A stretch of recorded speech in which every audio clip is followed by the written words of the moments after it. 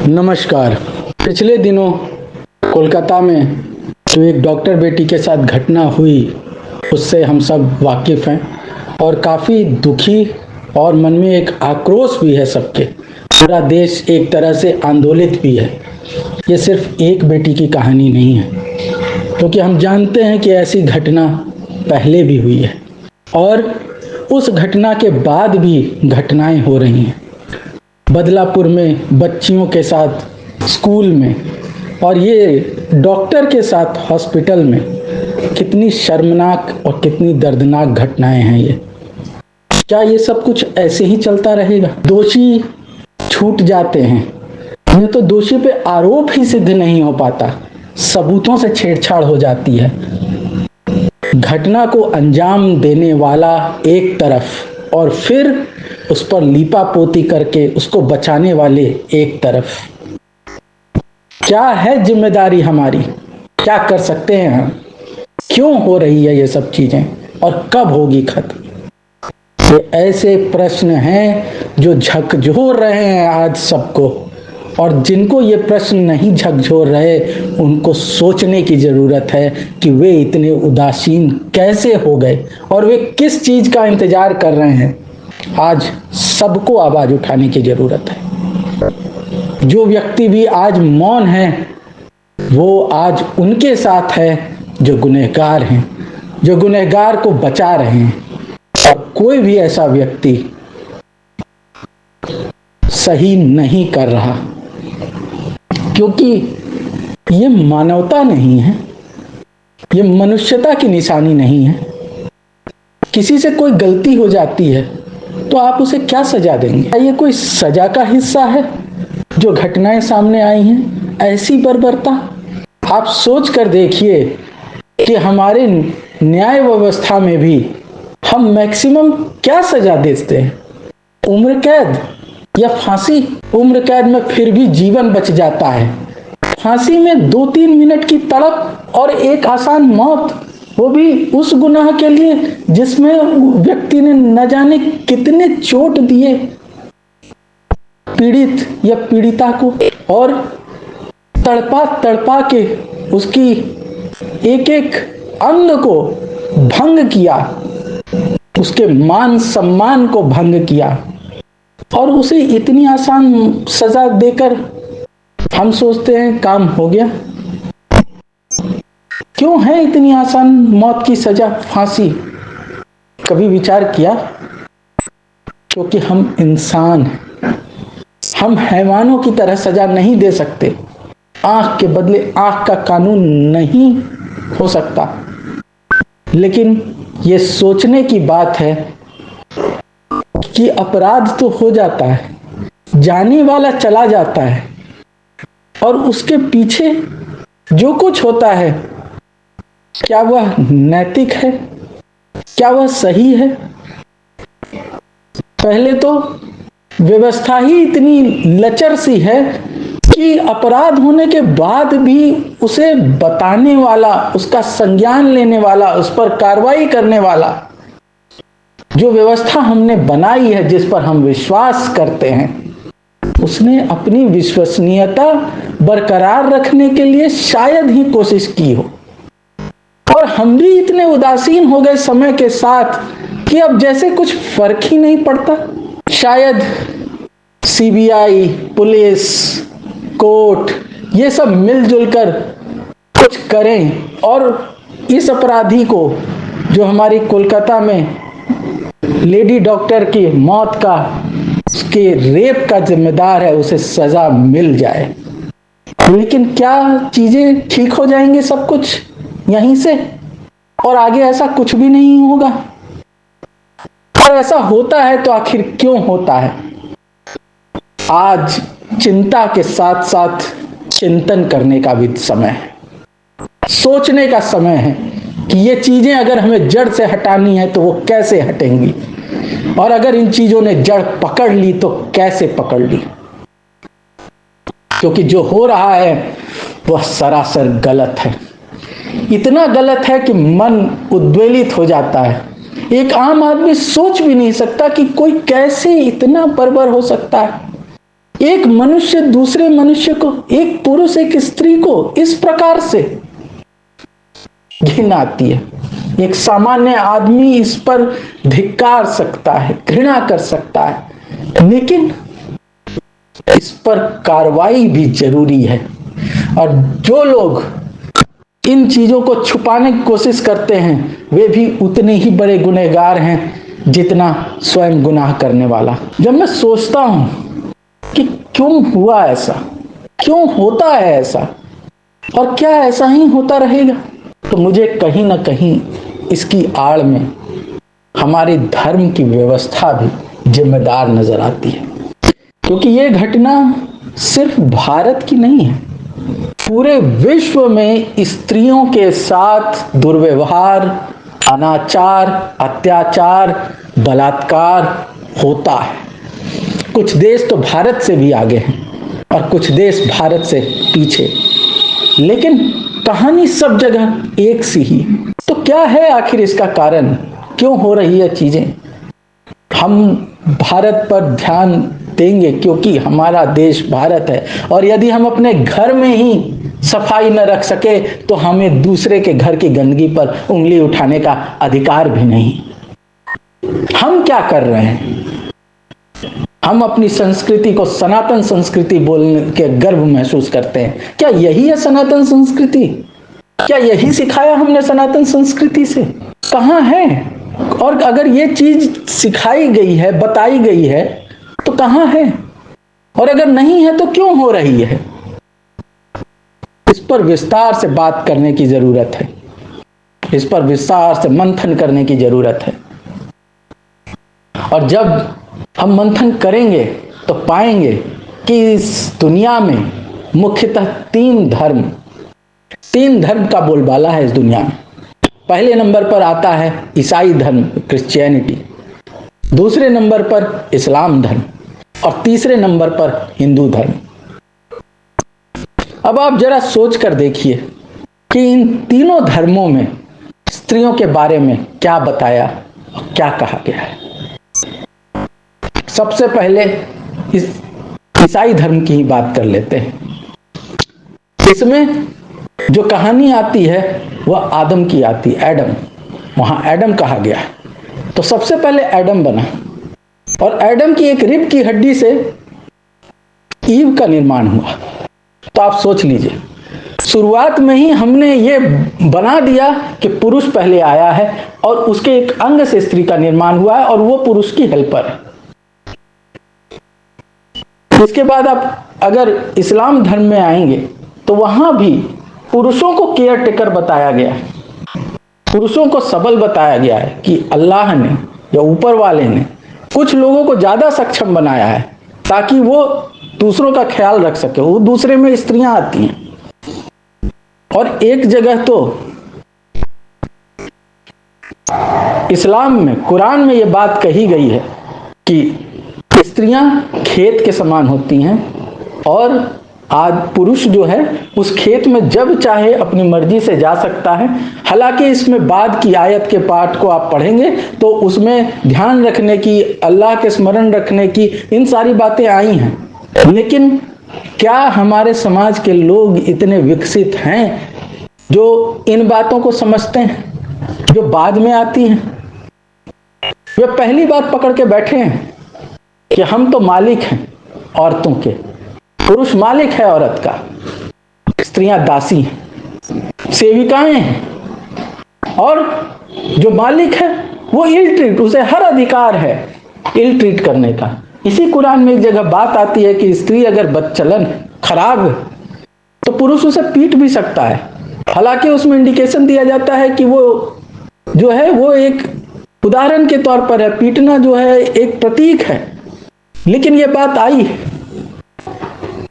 जब हम तुलसीदास की रामायण की भी बात करते हैं तो ढोल गंवार सूत्र पशुनारी सकल तारण के अधिकारी, ये विवाद में रहा सदा से और आज भी है विवाद में कि अगर कोई बात ऐसी है जिसको सामान्य जनमानस नहीं समझ सकता और उसको आप धर्म ग्रंथ में लिख रहे हैं तो कितना कंफ्यूजन क्रिएट होता है।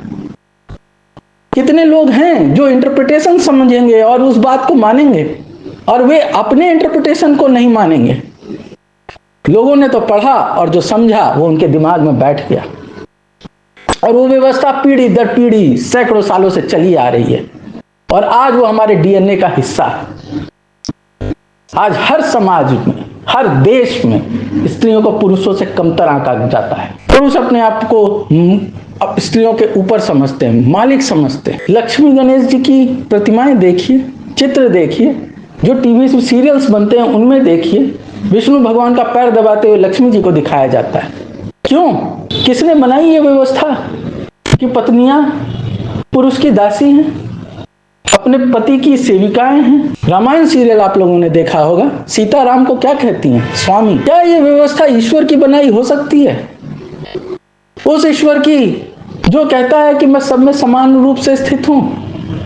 और फिर वही ईश्वर, यदि हम श्रीमद् भगवद गीता की बात करें तो समम सर्वेषु भूतेषु तिष्ठन्तं परमेश्वरम विनश्यतस्व विनश्यन्तं न यः पश्यति सः पश्यति अहम आत्मा गुडाकेश सर्वभूताशय स्थिता अहमादिश्च मध्यम च भूतानामन्ते उच। यहां कृष्ण ये कहते हैं कि समम सर्वेषु भूतेषु, स्त्री पुरुष तो छोड़ दीजिए, समस्त भूत, समस्त प्राणियों में मैं समान रूप से स्थित हूं, सब में स्थित आत्मा मैं ही हूं। और फिर 9वें अध्याय के 32वें श्लोक में वही श्री कृष्ण यह कैसे कह सकते हैं कि स्त्रियां पाप योनि में उत्पन्न होती है, पाप योनि वाली होती है। रामायण में राम सीता का परित्याग कर सकते हैं, वह भी किसी तीसरे के कहने पर, और वही राम वाल्मीकि के शपथ लेकर कहने पर कि सीता पवित्र है इसलिए इसको मैंने अपने आश्रम में स्थान दिया था, यदि सीता में लेश मात्र भी अपवित्रता होती तो यह मेरे आश्रम में स्थान नहीं पा सकती। वो वाल्मीकि के वचनों के बाद भी सीता को प्रमाण देने के लिए कहते हैं अपनी पवित्रता का, और सीता ने प्रमाण दिया अपने प्राण लेकर धरती में स्वयं को समाकर। और रामायण का यह उदाहरण जिसमें सीता धरती में समाती हैं, एकमात्र उदाहरण नहीं है रामायण में स्त्रियों के प्रति अन्याय का। इससे पहले भी यदि हम देखें तो विश्वामित्र जब तपस्या कर रहे होते हैं तब एक अप्सरा भेजी जाती है इंद्र द्वारा, घृताची नाम की, उनकी तपस्या को भंग करने के लिए, और विश्वामित्र उस पर मोहित होकर 10 वर्ष का समय उसके साथ बिताते हैं। और जब उन्हें आभास होता है कि उनके साधना में भंग हो रहा है, भंग पड़ रहा है, तब वे बिना उसकी किसी प्रकार की चिंता किए हुए उसे छोड़ जाते हैं। तो क्या ये अवैध संबंध बनाना और उसके बाद एक स्त्री को असहाय छोड़ के चले जाना, यह अधिकार किसने दे दिया? इसमें क्या आपकी गलती नहीं थी? तो फिर स्त्री ही क्यों दुख भोगे? इसके बाद इंद्र अहिल्या के साथ दुराचार करता है धोखे से, और सजा इंद्र को तो जो मिलनी थी मिली, लेकिन सबसे बड़ी सजा मिली उस अहिल्या को जिसे पाषाण बना दिया गया।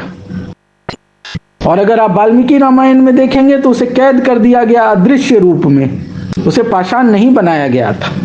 तो पाषाण बनाया जाए या कैद कर दिया जाए सालों दर साल के लिए उस जुर्म के लिए जो उसने जानबूझकर नहीं किया, क्या यह उचित है? यह अधिकार पुरुष को किसने दे दिया? इसके साथ ही हम अगर लक्ष्मण की पत्नी उर्मिला की बात करें तो उसकी तो ठीक से चर्चा भी नहीं है रामायण में। लक्ष्मण को यह अधिकार कैसे मिल गया कि वह 14 वर्ष के लिए चला जाए वनवास, जबकि उसे वनवास मिला भी नहीं था और अपनी पत्नी से पूछे तक नहीं? और फिर उसकी पत्नी किस हाल में जीवन बिताती है, कवि या लेखक ने इस पर चर्चा करना भी जरूरी नहीं समझा। सीता राम के साथ जाती है एक पत्नी के रूप में, उनकी सहभागी के रूप में, क्योंकि राम को वन जाना था और सीता अकेले राम को वन नहीं जाने देती। वह नहीं चाहती कि वह महलों का सुख भोगे और उनका पति दुख में दर दर भटकता फिरे। वह राम का साथ देती है, और बदले में क्या मिला? शूर्पणखा का मजाक राम और लक्ष्मण ने उड़ाया था, और उसके बदले में उसकी नाक और कान काटी गई, और सजा भोगने के लिए हरण हुआ किसका? तो सीता का। रावण ने सीता को अपनी कैद में इतना प्रताड़ित किया, और राम कहा जाता है राम ने युद्ध किया, और युद्ध करने के बाद राम सीता से क्या कहते हैं कि मैंने तो रघुकुल की मर्यादा और मान की रक्षा के लिए युद्ध किया था, इस भुलावे में मत रहना कि मैंने तुम्हारे लिए युद्ध किया है। सोचिए उस स्त्री पर क्या बीती होगी उस समय। और उसे कहा जाता है तुम जिसके साथ जाना चाहती हो चले जाओ। राम तो राजा थे, संरक्षण प्रदान करने वाले, विभीषण जैसे शत्रु के भाई को भी संरक्षण प्रदान करते हैं। क्या वे सीता को संरक्षण प्रदान नहीं कर सकते थे? जो वे कहते हैं तुम्हें जिसके पास जाना है चली जाओ, अब मैं तुम्हें स्वीकार नहीं कर सकता। और सीता ने अग्नि परीक्षा दी, और अग्नि परीक्षा में उसके सतीत्व का प्रमाण मिलने के बाद भी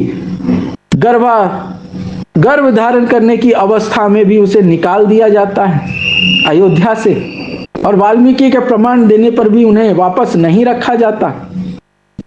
ये किस तरह का न्याय है?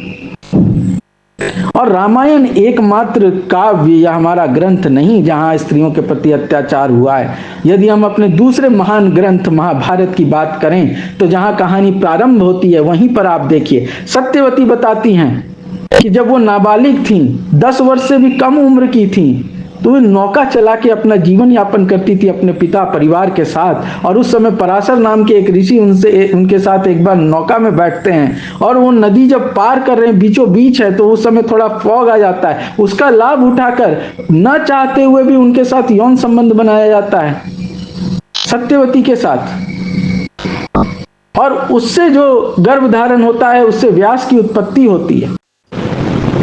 इसके आगे की कथा तो और भी आपत्तिजनक है। जब भीष्म अंबिका अंबालिका को बिना उनकी इच्छा पूछे स्वयंवर से उठाकर हस्तिनापुर ले आते हैं, और उनमें से 2 का विवाह, अंबिका और अंबालिका का विवाह चित्रांगद और विचित्रवीर्य से कर दिया जाता है। ये चित्रांगद और विचित्रवीर्य निसंतान ही मर जाते हैं, और ऐसे में वंश को बढ़ाने के लिए सत्यवती भीष्म से कहती हैं कि तुम इन दोनों से संबंध बनाओ और पुत्र उत्पन्न करो। भीष्म अपनी प्रतिज्ञा का हवाला देकर आजीवन ब्रह्मचर्य रहने की बात कहकर इस बात को नकार देते हैं। तब सत्यवती अपने पुत्र व्यास को बुलाती हैं, उनके साथ संबंध बनाकर पुत्र उत्पन्न करने के लिए। भीष्म से पूछा जा रहा है, व्यास को आमंत्रित किया जा रहा है, क्या किसी ने अंबिका अंबालिका से पूछा कि क्या तुम कुछ ऐसा कुछ करना भी चाहती हो या नहीं? और आपने तो यह B.R. चोपड़ा की रामायण में भी देखा होगा कि एक अपनी आंख बंद कर लेती है, देखते ही इतना भयावह रूप व्यास का, जिससे एक अंधा पुत्र उत्पन्न होता है जिसे धृतराष्ट्र के नाम से जाना जाता है, और दूसरी तो डर के मारे पीली पड़ जाती है। तो आप सोचें कैसे व्यक्ति को संबंध बनाने के लिए भेजा जा रहा है, और कहा जाता है नियोग पद्धति। तो यह नियोग पद्धति भीष्म भी जानते थे क्या, जो उन्हें पहले बोला गया? और यह नियोग पद्धति कैसी है जिसमें महाभारत में कथा बताई जाती है कि मध्य रात्रि में पलंग पर उन्हें सजा के बैठा दिया जाता है कि अब कोई आ रहा है। ये कैसी नियोग पद्धति है? ये सारी आपत्तिजनक बातें हमारे धर्म ग्रंथ। इसके बाद पांडु वन में जाते हैं, उनके साथ उनकी पत्नी कुंती और माद्री है, और माद्री सती हो जाती है। ये सती प्रथा, एक जीवित स्त्री को पति के मर जाने पर जीवन का भी अधिकार नहीं दिया हमने, और जला दी जाती थी स्त्रियां बिना उनकी मर्जी पूछे। जीवित स्त्री को जला देना कितना कष्टकारी होता होगा ये आप सोच सकते हैं। और ये पीढ़ी दर पीढ़ी यह परंपरा चलती रही जब तक अंग्रेजों ने इस पर रोक न लगाई। सोच कर देखिए। इसके बाद यदि हम बात करें ईसा मसीह की, तो ईसा मसीह का नाम आपको बाइबल में भी मिलता है और कुरान में भी मिलता है, क्योंकि जो लोग भी अब्राहम सिस्टम को मानने वाले हैं वे सब इसके अंतर्गत आते हैं। और ईसा मसीह का जन्म कैसे होता है? तो बताया जाता है कि ये एक चमत्कार द्वारा एक वर्जिन लड़की जिसका नाम मैरी बताया जाता है, उसके गर्भ में ईसा मसीह आ जाते हैं। तो ईश्वर जो सबको बनाने वाला है, जिसने आदम को बिना स्त्री के ही बना दिया, उसे अगर अपना एक दूत, अपना एक पुत्र भेजना ही था तो एक स्त्री की क्यों जरूरत पड़ी? वह भी एक ऐसी स्त्री की जिसका अभी वह विवाह भी नहीं हुआ था, और उसे किसी दूसरे से शादी करनी पड़ी ये छुपाने के लिए कि वह अविवाहित है और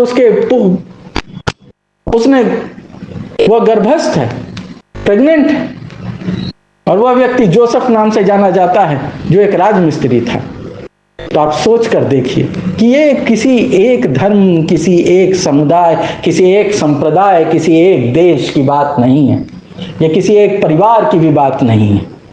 ऐसा होता रहा है और आज भी हो रहा है, और इसके दृष्टांत हमें अपने धर्म ग्रंथों में भी मिल जाते हैं। तो ऋषियों को ये अधिकार किसने दे दिया? और ऋषि जिसे हम महान मानते हैं, अगर वे इस तरह के कृत्य करते हैं तो सामान्य जनमानस की आप बात क्या सोच सकते हैं? आज जो हो रहा है उसके बीज कहीं न कहीं इन धर्म ग्रंथों में भी हैं। द्रौपदी के साथ क्या हुआ? महाभारत, आपने बी.आर. चोपड़ा की महाभारत देखी होगी, जहां बता दिया जाता है कि द्रौपदी ने कहा अंधे का पुत्र अंधा, और इससे क्रोधित होकर प्रतिशोध लेने के लिए द्रौपदी का चीर हरण करने की आज्ञा देता है दुर्योधन। लेकिन अगर असली महाभारत पढ़ी जाए तो वहां पर यह प्रसंग कहीं आता ही नहीं कि द्रौपदी ने कहा अंधे का पुत्र अंधा। पानी में गिर जाने पर दुर्योधन का उपहास करने वाले सहदेव, भीम आदि थे, और सजा किसको मिली? द्रौपदी को। और उसके बदले हुआ क्या? तो उनकी माता ने, दुर्योधन की माता ने द्रौपदी से क्षमा मांगी।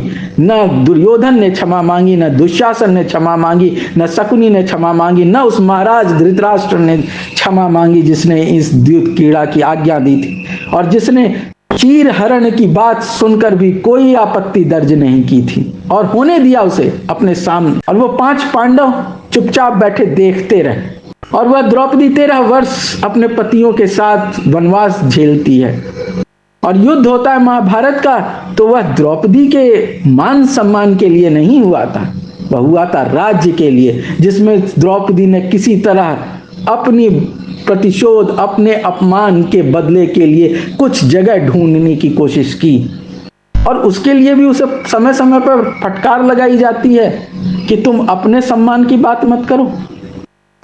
यह युद्ध बहुत बड़ा है। चलिए, महाभारत का युद्ध बहुत बड़ा था, वह एक स्त्री के सम्मान से बड़ा था, लेकिन विराट में क्या हुआ था? कीचक नाम का व्यक्ति सबके सामने द्रौपदी का अपमान करता है, और उस विराट की सभा में विराट महाराज कुछ नहीं करते। अगर भीम और अर्जुन ने मिलकर उसकी हत्या न की होती तो शायद कीचक इस घोर अपराध के बदले भी बच जाता। हम परिवार की बात करते हैं, परिवार में आपको पता है कि पांडव की चचेरी बहन दुश्शला, कौरवों की अपनी बहन, उसका पति जयद्रथ वन में द्रौपदी का हरण करके उसके साथ यौनाचार करने का प्रयास करता है। और ये सारी घटनाएं आज भी हमारे समाज में, परिवार में देखने को, सुनने को मिल जाती हैं। तो क्या इनका बीज उन धर्म ग्रंथों में नहीं जहां ये चीजें बताई गई हैं, सिखाई गई हैं? अंबा, अंबिका, अंबालिका, इन तीनों को तो आप जानते होंगे।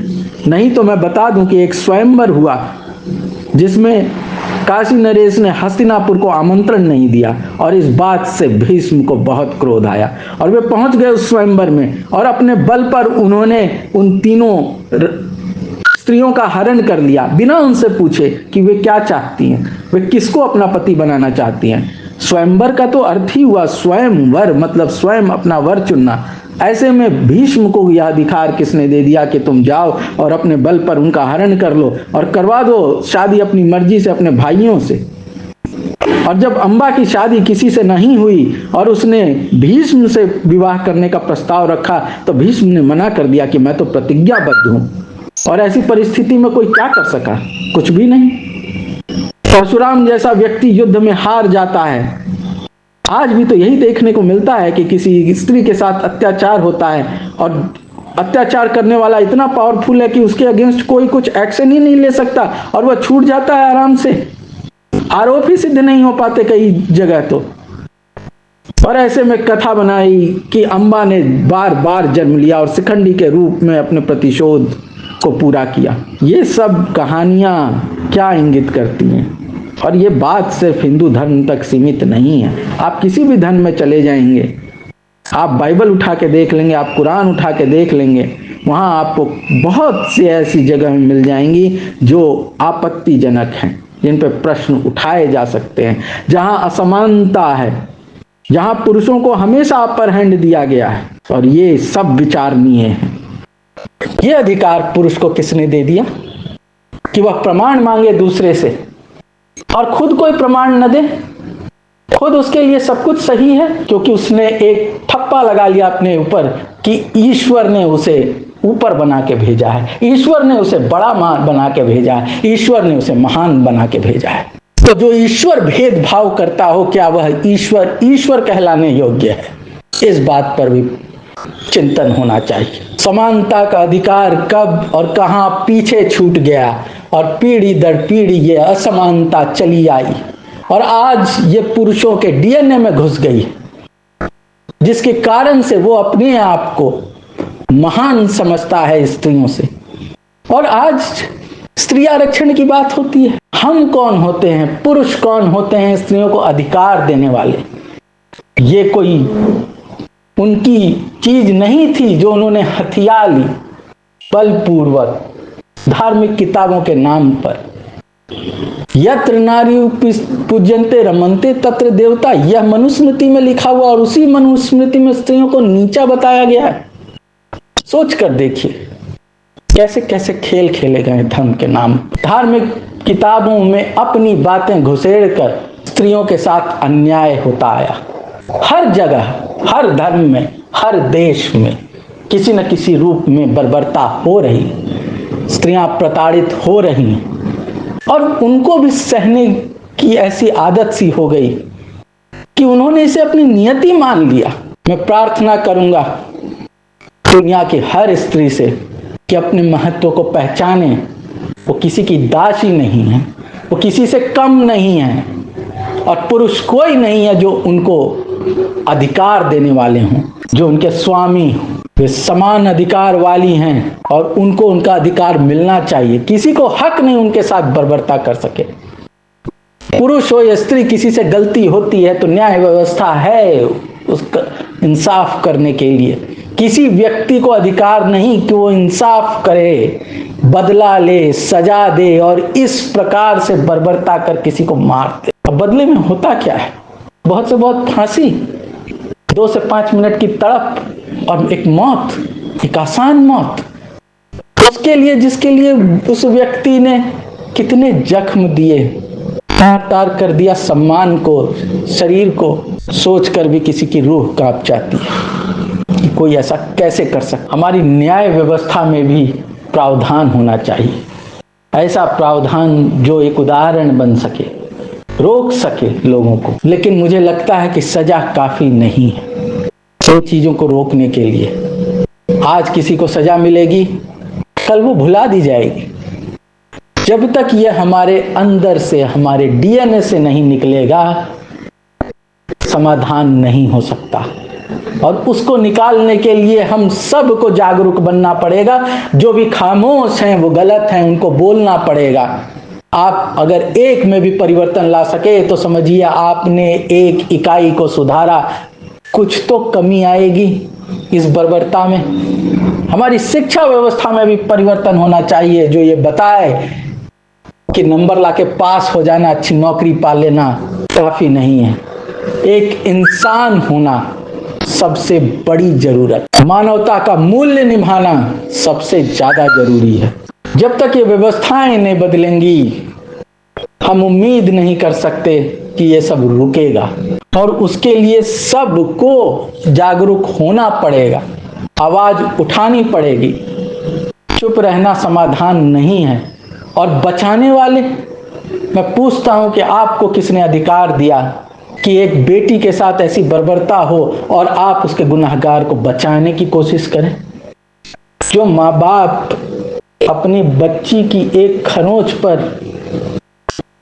बर्दाश्त नहीं कर सकते, उनके सामने जब उनकी बेटी इस रूप में आती होगी तो सोचिए क्या गुजरती होगी उन पर। किसी गुनहगार को बचाने से पहले उस पीड़ा का अनुभव कीजिए जो उस लड़की ने अनुभव किया होगा अपनी जान गंवाने से पहले। उस पीड़ा का अनुभव कीजिए जो उसके माता पिता को होता है जब वे इस स्थिति में, इस रूप में अपनी लाडली बेटी को देख। जननी जन्मभूमिश्च स्वर्गादपि गरीयसी। जन्मभूमि से पहले जननी को रखा जाता है, माता को। हम सब किसी माता की संतान हैं। उस माता के बारे में सोचिए कि उस माता पर क्या गुजरती होगी जब वो अपनी बेटी को इस रूप में देखती है। और फिर सोच कर देखिए कि आप क्या कर रहे हैं, हम क्या कर रहे हैं। हम सब की जिम्मेदारी है इस समाज में हो रहे अत्याचार को रोकने की, आवाज उठाने की। और अगर हम ये नहीं कर रहे तो हम भी कहीं ना कहीं गलत हैं, हम सब गलत हैं। जो चुप हैं, जो शांत हैं, जो कुछ नहीं कर रहे परिवर्तन के लिए, बदलाव के लिए। घटनाएं होती रहती हैं, होती चली जा रही हैं, और हम सब इतने उदासीन कि हम आगे बढ़ जाते हैं भूल कर कि चलो ये सब होता रहेगा, होता रहता है। इतने दुख और अफसोस की बात। और फिर एक शब्द राजनीति नहीं होनी चाहिए, राजनीति हो रही है। क्या है राजनीति? क्या है राजनीति? स्वार्थ, भ्रष्टाचार। जिस धर्म को मानकर हम लोग चलते हैं, यदि उस धर्म में ही ये भेदभाव घुसा है जो सैकड़ों सालों से चला आ रहा है, और इतना कि आज वो हमारे डीएनए में घुस गया, और हमें ये महसूस होता है कि स्त्रियां हमसे कम हैं, स्त्रियां हमारे लिए बनाई गई हैं, पुरुषों के लिए बनाई गई हैं। और हर जगह, एक जगह आपको ये नहीं, कहीं एंजल्स तो कहीं हूर तो कहीं अप्सराएं। किस लिए? तो पुरुषों के मनोरंजन के लिए। स्वर्ग जाएंगे तो जन्नत में हूरें मिलेंगी, एंजल्स मिलेंगी, अप्सराएं मिलेंगी। क्यों? पुरुषों के लिए ही। क्यों ये व्यवस्था? एक पुरुष एक से ज्यादा विवाह कर सकता है, लेकिन एक स्त्री ऐसा नहीं कर सकती। क्यों? ये अधिकार पुरुषों को किसने दे दिया ऐसे नियम बनाने का? और अगर वो कर रही हैं तो वो गलत हैं, वो समाज में दूसी जाएंगी, उनको दुष्चरित्र कहा जाएगा। ऐसी व्यवस्था, ऐसे धर्म आज के समय में प्रासंगिक नहीं है। बदल दिए जाने चाहिए ये सब नियम।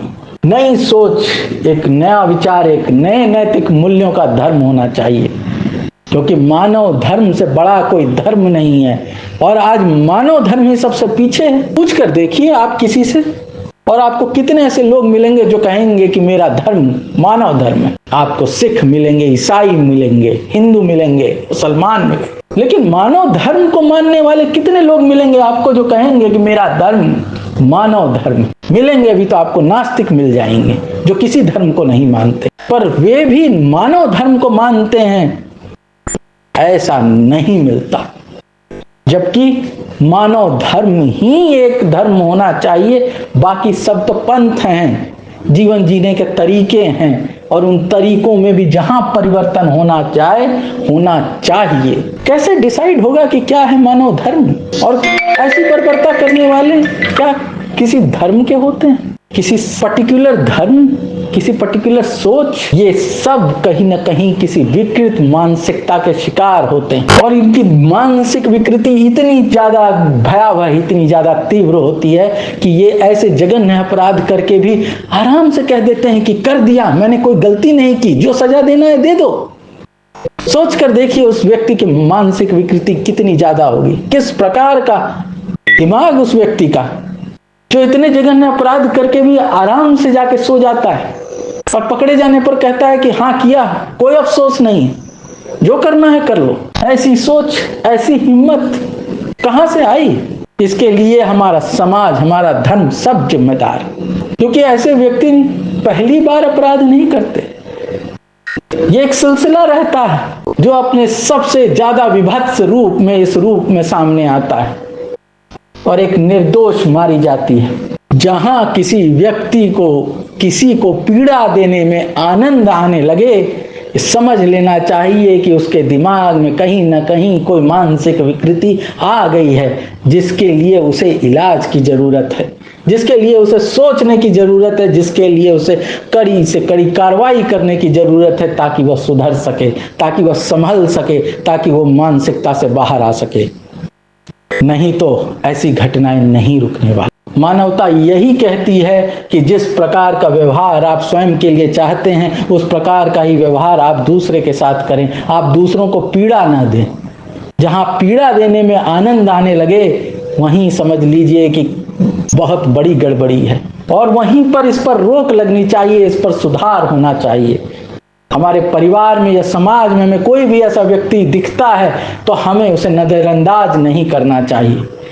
उसे हाईलाइट करना चाहिए, उसे सही मंच पे लाना चाहिए, उस पर बात होनी चाहिए। लेकिन होता ठीक इसके विपरीत है। परिवार में किसी स्त्री के साथ शोषण होता है और हम कहते हैं कि बात बाहर नहीं जानी चाहिए, बात यहीं खत्म कर दो, दबा दो। एक हॉस्पिटल, एक स्कूल, कोई सोच भी सकता है कि वहां इस प्रकार की चीजें होंगी? और अगर ऐसी जगहों पर, ऐसे संस्थानों पर ये चीजें हो रही हैं, तो फिर महिलाएं कहां सुरक्षित हैं? कहां सुरक्षित रह सकती हैं? वो कौन रखेगा उन्हें सुरक्षित? परिवार में ऐसी चीजें होती हैं और बात सामने नहीं आती, बात दबा दी जाती है। परिवार में बेटी सुरक्षित नहीं, परिवार में स्त्री सुरक्षित नहीं, हॉस्पिटल में सुरक्षित नहीं, स्कूल में सुरक्षित नहीं। चिंतन कीजिए, चिंतन का विषय है। और सिर्फ चिंतन ही नहीं, चिंतन के साथ साथ क्रियान्वयन, सही सही स्टेप्स लेने का समय है। हम अब नहीं जागेंगे, अब हम आज नहीं आंदोलित होंगे तो चीजें नहीं बदलेंगी और ये बर्बरता चलती रहेगी। स्त्रियां भुगतती रहेंगी वो सजा उस अपराध के लिए जो उन्होंने कभी किया ही नहीं, और पुरुष करते रहेंगे, पाते रहेंगे वो अधिकार जो उनका कभी है ही नहीं। मैं उम्मीद करता हूं कि हम सब अपने अंदर झांकेंगे और आवाज उठाएंगे ऐसी कि परिवर्तन आए और ये ऐसी बर्बरताएं, ऐसे अत्याचार महिलाओं के प्रति बंद हों, खत्म हों और ये अपनी जड़ से जाए। अपराध के बाद सजा दे देने से चीजें खत्म नहीं होती, सजा अवश्य मिलनी चाहिए जिसने बर्बरता की। हम सब उसके इंतजार में हैं, लेकिन आगे यह न हो यह सुनिश्चित करना भी हमारा कर्तव्य है। हम सब का कर्तव्य है, न्याय व्यवस्था का कर्तव्य है, सामाजिक संस्थाओं का कर्तव्य है, परिवार का कर्तव्य है, सरकार का कर्तव्य है, पुलिस प्रशासन का कर्तव्य है, सबका कर्तव्य है। और कोई अपने कर्तव्य से चूके ना, क्योंकि ये चूक किसी की जिंदगी ले लेती है, किसी की आबरू ले लेती है और ऐसा दर्द देती है कि जाने वाला तो दर्द पाके चला जाता है तड़प कर, लेकिन पीछे रह दुख और तड़प ऐसी छोड़ जाता है जो उसके परिवार के लिए, जो उसके माता पिता के लिए, जो उसके अपनों के लिए जीवन भर का दर्द हो जाता है। और ये किसी को अधिकार नहीं कोई ऐसा करे, कोई किसी को ऐसा दर्द दे। बहुत बहुत धन्यवाद, बहुत बहुत धन्यवाद।